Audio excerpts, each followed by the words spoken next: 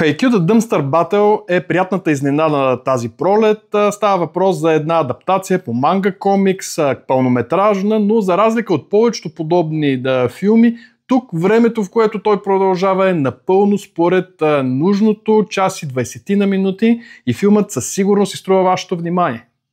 Историята е за едно момче, което иска да стане волейболист, въпреки скромните си размери. Тук малко се върнах и в моето детство, мнозина сигурно не знаят, а и няма и да повярват, ако ви кажа, но все пак аз също бях волейболист в ученическите си години и тук историята за това ме трогна толкова близко и определено мога да кажа, че филмчето играе по емоциите на хората, които са имали щастието да практикуват този велик спорт в своите детски и юношески години.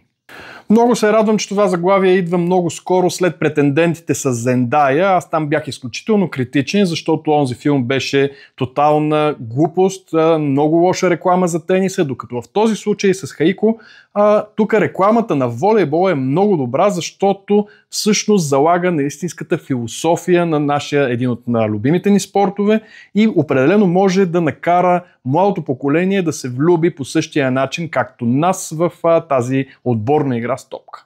Бих искал да ви приканя този уикенд да отидете да го изгледате, особено с онази част от вашите приятели, които обичат спортната тематика в киното, обичат мангата, обичат японското кино. Със сигурност това аниме ще влезе в класациите като един от най-добрите филми тази година, макар със сигурност да не е и от най-големите шедьоври в жанра. Хаико със сигурност си струва вашето внимание.